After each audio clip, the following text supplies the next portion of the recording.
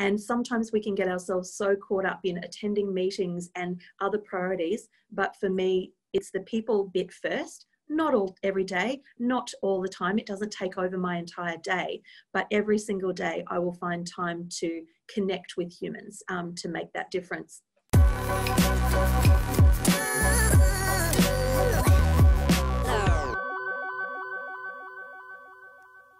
Hey everybody, we've got a great conversation with Principal of Foxwell Secondary College, Kym Amor. We're talking about authentic leadership today. And I just wanted to record a little bit of an introduction because during our conversation, due to internet connection, the video gets a bit choppy. But for the most part, the audio is great. So if you just stick with it, even if the video freezes, just keep going. I know you're going to get a lot out of this conversation and I hope you enjoy it. Well, hey everybody, Tarun here, and I'm here with School Principal Kym Amor. I've known Kym for a number of years. She's been the principal of some of my children when they were in primary school, and she's a fantastic leader. She is a leader of Foxwell Secondary College in North Gold Coast, is that right, Kym? That's right, down at Coomera. Down at Coomera, fantastic. And welcome to the show. Good to have you. Thank you. Very excited to be speaking to you. Now, you've got quite a diversity in your role or your history as a school leader. So why don't you just give us a bit of an introduction about your journey into leadership and some of the roles that has taken you into? Yeah, sure. Thank you. So I started as a secondary teacher, legal studies and English, and moved very quickly from the classroom teaching role into a behaviour support role. And from there, worked into a head of student wellbeing and student welfare, making sure that our students were engaged and supported if they had some challenges in terms of mental health, disability, behaviour, family situations, etc. From then, I moved into, still all one school, moved into a acting deputy principal role. But it was at that point that I decided I'd been at that school for 10 years and it was time to shake it up a little bit. And I went into a central office role and did a lot of policy work around student protection, around behaviour, around disability, etc. Then my husband got me moving up to Mount Isa. And so we took the family, the two kids and my husband moved to Mount Isa for 3 years. And I had the privilege of being the deputy principal of the School of the Air out there, which was amazing. So I got to jump in planes and four-wheel drives and boats and travel to some incredible remote cattle stations and support some of our most remote students in the state. Wow. Then it was time to come home. My daughter was ready to start high school, so we moved back to Brisbane and became the deputy principal of a secondary school in Logan. But then I got this phone call one day saying, I think I want you to be a primary school principal. And at that moment I thought, I can't do that. That's way out of my realm. But they gave me the confidence and the courage to take that big leap. And I moved to being a primary school principal at that time. I then spent a little bit more time back in central office, again, doing different policies around behaviour, chaplaincy, religious instruction, a whole lot of different policies in there. Always, though, that they seemed to have that thread of putting the students at the centre, and it was always about making sure there was the best opportunities for our students across the state. Then I did some other, I went to Stretton where I had the privilege of meeting you and worked in a Peter 12 college, and then have done a number of different roles. Was the director of the metropolitan region where I did a lot of policy work and looking after schools until I got this absolute, first of all, then I got the privilege of being the principal of Mansfield State School, back to primary, and now opening a brand new high school on the Gold Coast. That's fantastic. What a diverse background you've had. And that explains a lot. And I really want to sort of start this conversation around where we first met. And I have a very fond memory of our first interaction, in particular, actually, your first interaction with my son. And that really stuck with me when I first met you as a leader. And now you've given me this chronology of your experience that says a lot, because as you said, you've really been student-centric in your leadership. And that's probably the first impression I had of you, just for the background of those people tuning in. We first met when our eldest son got an academic scholarship to go to Stretton High School. And we wanted to get our two younger sons into the primary school. And we were told very emphatically there were no guarantees you will get them in, but come on down, have a meeting, and we'll see where we go from there. Well, we worded up our son on the way there, and we said, don't you be talking this principal's ear off. You sit there, your best manners, be well behaved. And we were doing this walk and talk, and what does he do? He talked your ear off the whole walk and talk. And my wife and I were cringing at the back thinking, oh my God, he just can't shut up. But afterwards, that you had a conversation with us and you helped us to get into the school. And what was amazing to us is you said, I was absolutely delighted by Taj and his interaction with me. And that showed me really the kind of principal you were. You were able to see past all the exterior and just see the student as he was. And that made a very lasting impression with me. So tell me about your memory of that day, if you have a memory of that day, because we've never really had that conversation. Incredibly vivid memory. Absolutely. Remember meeting you and Mel as parents and just a feeling, a real connection instantly, and knowing that we had to build that relationship. But Taj, no, absolutely, just the most gorgeous boy. This confident, full of life little boy, and it's been a real privilege to watch their success. That's what makes our job so amazing. We never realise the impact that we're going to have on children and on whole families. And it's, you know, hearing this from you, that you remember that, and that set Taj onto a successful future as well. It is so important. That's why we do it. Yeah, that's awesome. Yeah. We had a little bit of internet trouble there, but I think we got the gist of what you were saying. But just that interaction with Taj, where you were able to see past, whatever it might have been that we perceived as parents might be off-putting to his first meeting. You actually saw him for who he was, and were able to see the quality of the student he could be. And it truly was a turning point for him and his interaction at school, because till that point he had quite a challenging time at school. So, you know, we are really grateful for you and the opportunity you gave him in that regard. So that was fantastic. But why don't we just talk further about student-centric leadership? And I really guess we could extend this, because not everybody listening is an educator.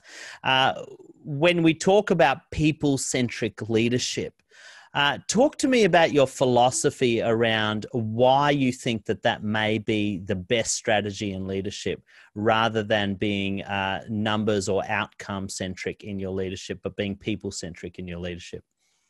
It is everything that I've always believed in all of my careers. I've also had, before an education career, I also had a career in the corporate world. And, you know, when I worked with people who were going for banking loans, and this was, their whole life was in my hands to decide if they were going to get their first home loan or their first car loan, and making those decisions. So many people wanted that to be a black and white decision, and yes, they did it, or no, they didn't. We had to put the people first, and of course there's criteria, and of course in life there's all of those things, but actually having empathy and compassion, you can do that in any career. And then that's, I guess, who I am as a person, and that comes through in my leadership and is so important. And that's the very center of everything we do here at Foxwell. It's actually written in our policy: students at the center of every decision. So if we have to change a timetable, we have to change something that's a tradition, and it's about putting the children first, we do that. And when people come and ask me for new ideas, I ask, what's the impact on the children, but also what's the impact on the staff? Is racing towards that next new thing or that innovation, or is that going to put too much pressure on the students, on the staff, on the parents? So we've got to look at the big decisions that we make and consider the impact on others. That's so good. So why do you think that I mean, maybe you don't have an opinion of this, but some leaders seem to be of the persuasion that people are less important than outcomes, or maybe they feel the pressure from their superiors to achieve the outcomes that are required. But maybe it's shareholders, maybe it's superiors, whatever it might be. But I've seen a lot of leaders that lose their way as leaders because they forget the people and they just become focused about the outcome. And in the end, they burn out their people and they lose quality team members along the way. What is it that you think we have to watch out for as leaders to keep that in check or keep that in balance so that the outcomes don't overwhelm that people focus of our leadership? I think it is a philosophy and your own mental models that you bring and your own experiences. I am challenged by people who have that that kind of outcomes and data focus. Of course, I have incredibly high expectations. Of course, I want the best opportunities for my students. Of course, I want my staff to be the very best they can. So I never lower my expectations, but it's not hard to put people first. And we can see leaders across this world who are doing brilliant things and leading with empathy and compassion and strength. Even sometimes when people think they're a weak leader because they're compassionate, they're actually not. They're the strongest leaders because they can lead with such courage to be empathetic leaders. And we're seeing destruction around the world when leaders are not that. And then coming through COVID, we're seeing some of the most incredible leaders of countries because they stay strong to people first and well-being first. Yeah, that's so good. So when we talk about, you said courage in leadership and being empathetic in leadership, sometimes that's perceived as a weakness. How do you walk the line? And this is something I often grapple with. Maybe I'm really on a quest to understand this at a deeper level of walking the line between being decisive as a leader and yet still remaining empathetic and people-centric as a leader, because sometimes those two things are not, they don't work well together. Sometimes they can be in opposition to each other. So how do you balance empathy and people-centricity with decisiveness and confident leadership? Absolutely, and it is a challenge. But I believe there's two things that can achieve that. That is having a very, very clear vision and not swaying from that vision. So if your vision is there, you are decisive in your decisions around that vision. But if that vision has a human element anyway and a relational element anyway, and you can achieve your targets and your objectives and your priorities through that vision, I think stay true to your vision and stay true to yourself is one thing, and build the culture, build a culture of empathy, build a culture of kindness. And I guess I just challenge that when people want to lead with a sledgehammer. I don't understand it and I challenge it. And through demonstrating that you can still achieve your objectives and proving time and time again you can do it, it's actually now proving that empathetic leaders can work. But you've got to back it up with results. Yeah. So, okay, so we've had two really interesting examples recently, I think, in Daniel Andrews and Anastasia Palaszczuk, where they've had to make really tough decisions in their leadership and hold the line at the cost of being accused of being unfeeling. And, you know, I can't imagine what it would have been like to make those decisions. And I'm not going to sort of go on a political track with this, but what about when you have to really hold the line, and you may be trying to be empathetic and you may be trying to think of people first, yet it's construed by others outside the room that you don't care about anybody, because those decisions do have an impact on others. I think through strong relationships, I won't go into politics, and I'm sure they have been difficult decisions, but I think in some part of both of those decisions, there has been people first. For those decisions, it couldn't have been 100% of the people. Sure. But I'm sure that both of those leaders, at whatever point and whatever decision, if I agree with them or not, were actually putting the community and people first. But I think through my leadership, having trusting and strong relationships and having people understand who you are first. So you build those relationships. So if there is some kind of conflict or some kind of decision that is hard for someone to hear, and I deliver those regularly, just decisions or comments or phone calls and those difficult conversations I have to have as a leader of a school.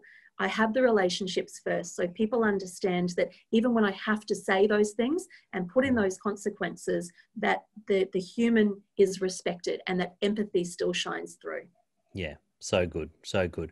So really that, I guess, would have come a lot from your work in behaviour support as well. I know when I was working in behaviour support, constantly having difficult conversations with and constantly having to be the bad cop, if you like, but yet trying to maintain a sense of a relationship and focus. And I've found that even when I've gone back to schools that I worked in and children have recognized me, even the kids that got in really big trouble with me, they were so thrilled to see me and they were excited and thought I was coming back to the school, you know, so it sort of proved that the relationship was still there. How did you sort of develop that as a principal? Because you have to make even tougher decisions than behaviour support staff sometimes. How do you develop those relationships with outside individuals, like parents, for example? You don't have a lot of time to develop relationship with parents. Sometimes you don't have a lot of time to develop with students either as the principal. How do you foster that foundation of relationships so that you can actually continue to make hard decisions without damaging people in the process? Absolutely.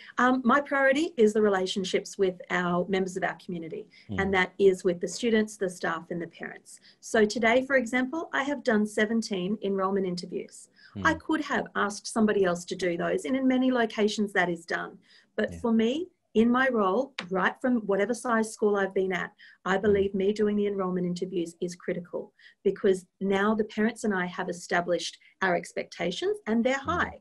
Our vision for the school, that we have a collective passion for success for the child. The child's listened to those agreements. So spending that 20 minutes with the parents has actually made such a difference. And it's probably my greatest advice for leaders. And I got it from another incredible leader of a very, very large school in Brisbane, who said there is nothing more important than those enrolment interviews. There is nothing more important than continuing to be that person that greets the children at the gate, who keeps that contact going.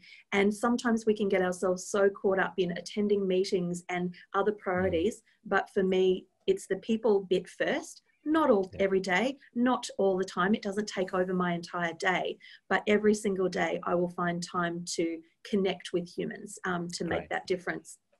Great. And I will commend you on that. I know that when my children attended your school, you know, you were always at the school gate, either morning or afternoon. You were always interacting with parents and students. And so you really do walk the talk in that regard. So let's move on to Foxtel. Foxwell.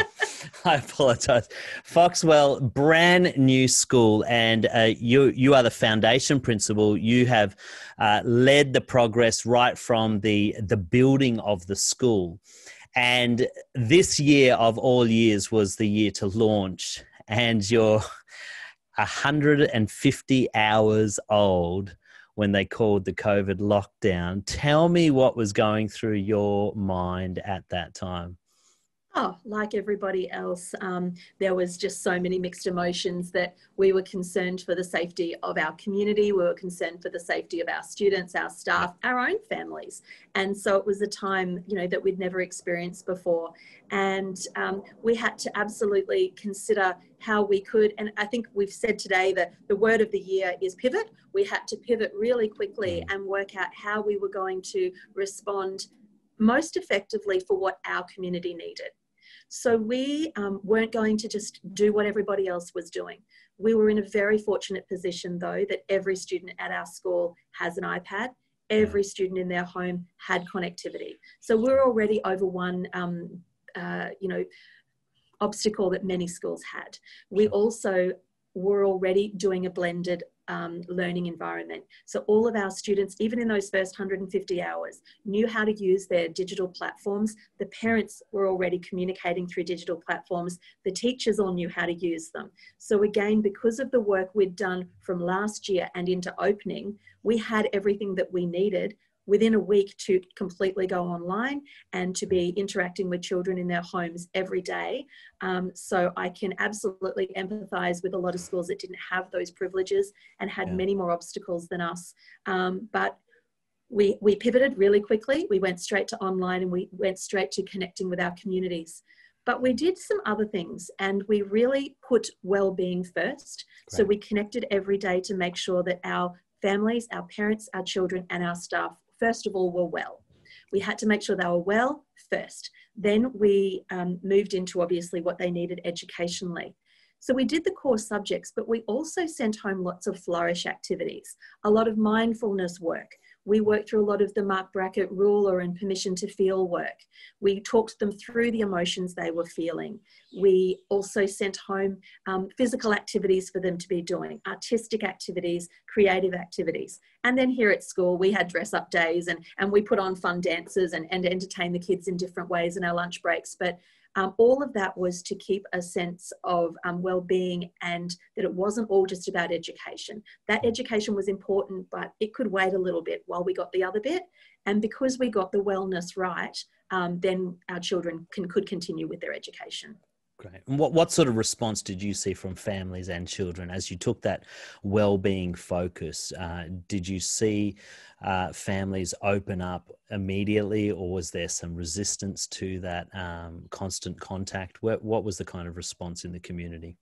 Incredible response. I won't say we had 100% of students engaging because there's complexities in everyone's lives. Sure. Some people were carers, some people had medical things going on in their lives, but we had a very, very high level of engagement and engagement even in those flourish tasks and a lot of joy, a lot of lovely messages every day of appreciation of, them showing us what they were doing at home. So there was a real connection that happened the whole way. So no, it was a very positive experience for everybody.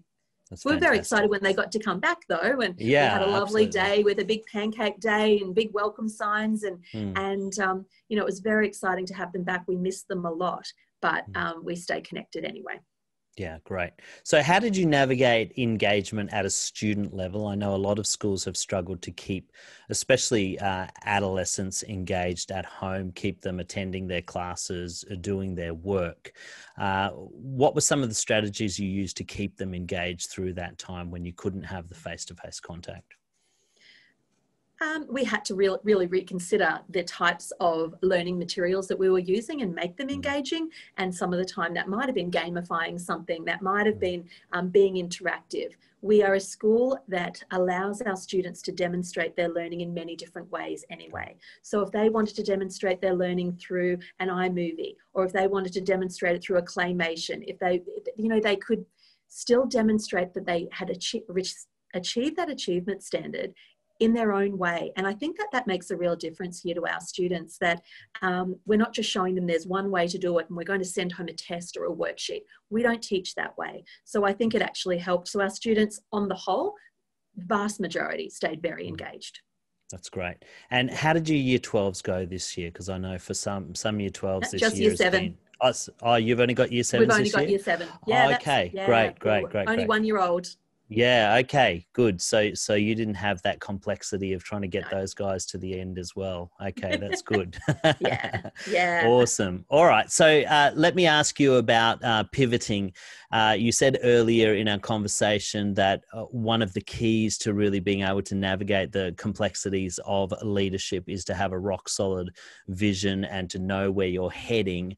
Yet years like this year really can put your heading in a bit of a spin. How do you maintain vision? How did you maintain your heading while you're still having to pivot and respond to things that nobody has had to respond to before? And I would actually, it's probably going to sound harsh to some or difficult for some people to hear, but we've actually fast-tracked. Our vision has actually been able to allow to progress faster because of the way that we've had to pivot and the way we've had to respond to online learning. So our priorities within our vision this year, always students first, and it was always about deep learning, always about leveraging digital. So whereas maybe we would have thought it was going to take us a year to focus on leveraging digital, we had 4 days to do it. Yeah. And so many schools kind of use the reason we're going to spend a year on the next strategic plan. What this proved was we could do it and do it within 4 days. So we fast-tracked our leveraging digital. We fast-tracked where we were talking about looking for evidence of learning in different ways. Whereas there's always some traditional methods that people say, no, we can only all learn in one way. We've got to do this test, or we've got to do this piece. What COVID proved to our teachers, our parents, and our students was that you actually can demonstrate your learning in many ways. And I think that that's put us many, many months ahead of in our priority areas and our vision. And so we just didn't let that go at all and progressed ahead. But as I said, always checking in. I call myself the pace setter here at school, that I always need to make sure that I'm checking the temperature, I'm checking the pace. Sometimes people want to race forward and want to get to the next thing, or they think that their idea is the next priority, or they want to jump onto the next shiny thing. My job was to stay true to our vision, stay true to exactly our next steps, but set the pace. If I needed to slow down, I'd slow down. If we could speed up, for example, leveraging digital or our authentic mixed method assessment, we could do that because of COVID. But yeah, the pace setting bit's really important for us. Right. That's great. And I've seen that in a number of different industries, church world where I do a little bit of my leading. We've had to fast track digital in ways that many churches never considered, but now it's becoming norm, as you say, and work from home for a great many industries and office-based businesses has also been the same. So that's been really fascinating for me, is how quickly we've adapted to that new way of doing things. And I think we underestimate the resilience and the ability or the capacity of people for change a lot of the time. And this year has really shown that many people have the capacity to change very quickly if needed to. Yes. Tell me about pace setting. I like the phrase that you used there. I find with pace setting with my leadership, it's less having to manage people who want to rush ahead, and it's more about having to pull myself back so I don't get ahead of my people. As a leader, very often we see the problem quicker than everybody else. We identify the solution, but in order to be people-centric, we also have to give our team a chance to catch up or to buy into what we're doing. How do you pace yourself in terms of your own desire to move ahead as opposed to where your team might be at or what they're ready for? Yeah, and I'm definitely somebody who has been like that in my career. Definitely, always hyperactive and always ready for the next thing, and get myself personally invigorated and energized by that. So I'm very aware when I opened this new school that it had to be a conscious effort to set a clear pace. So the way that we did that, we created a 4-year plan. And the 4-year plan is very complex. It's a brand new school. We had to name it. We had to buy every single piece of furniture. We had to do everything, which is exhausting work. And so I had to make sure everyone was going to be okay through that. So I had a 4-year plan that I made a commitment to the school. We were not going to change unless the system made me change. So we were going to keep that 4-year plan. But then we heat mapped out each year.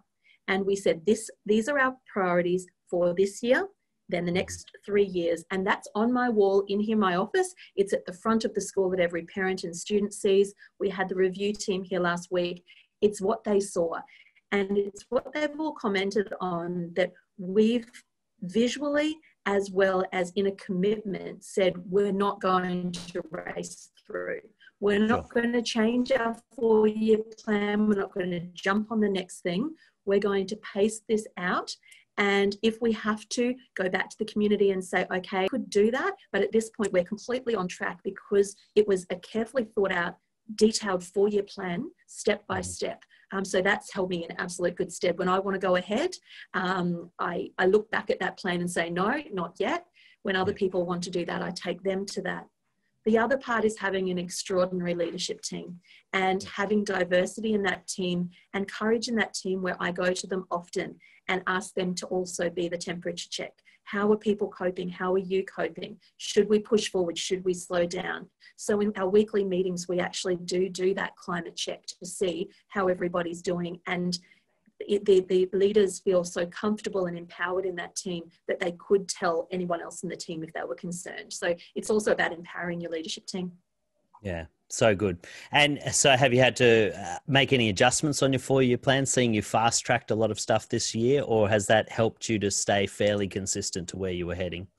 Yeah, we've stayed consistent. We've probably just gone a lot deeper and gone a lot further than we thought that we possibly could. And that's by, bringing in worldwide research and actually taking this to the next level.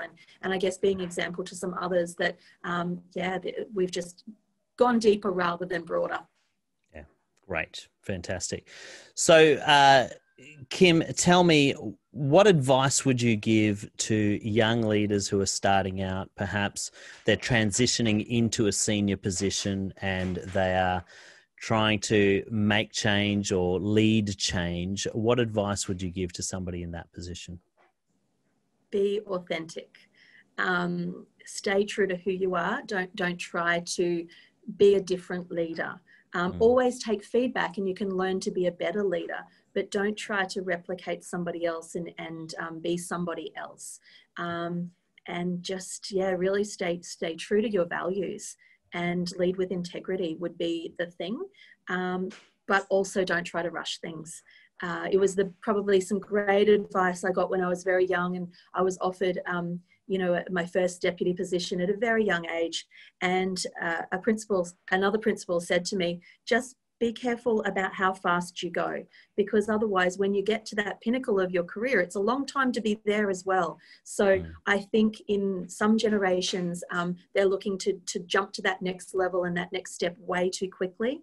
And I think there's a little bit of ego in there. I think just be patient, be the expert at each level you're at before looking to the next level. I think people too far are looking for that before they've even mastered where they're at. So be patient and be authentic.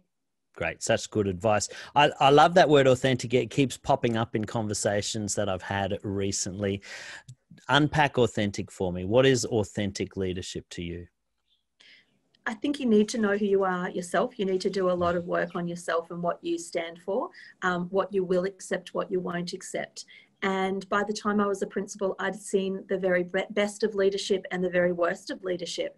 And before I wanted to be a school leader, I really had to work out who I wanted to be as a leader. But be that authentic person, whether you're at home with your family. Don't say one thing and do something else. Just be really authentic in that leadership, because you'll come undone otherwise, and it would be exhausting to fake it. And people will like you for who you are, or they won't. But it's about you being true to yourself. Yeah, that's awesome. Such good advice, Kym. Thank you. Favorite book you've read recently on leadership? Wow. We've been doing a bit of work with leading teams. So read a few books through their work and understanding leadership. I like to understand leadership outside of education a lot. So obviously, a lot of the Fable type work, and obviously the Lencioni work, and then some of the leading teams work. But I am inspired by Jacinta Ardern and reading her story in terms of empathetic and kind leadership that puts people and well-being first. I'm not in New Zealand, so I don't know all of her policies. So it's not actually a political alignment with Jacinta Ardern. I don't know her policies enough. But in terms of the leadership and what I can observe of her as an authentic leader, reading her story and being inspired by that story was probably the most recent story. Biography. Great. I'll have to check it out. I haven't read her biography, but Lencioni, love his stuff. He's great. He does some great work. If people want to get in touch with you, Kym, or learn more about your school, what's the best place that they can go to do that? Yeah, sure. We obviously people can reach out through LinkedIn, which they do. We do have a lot of people come down to visit our school and look at the different kind of innovative things that we're doing here, and a lot of our team like to share out and show people around. But I'm a big believer in sharing.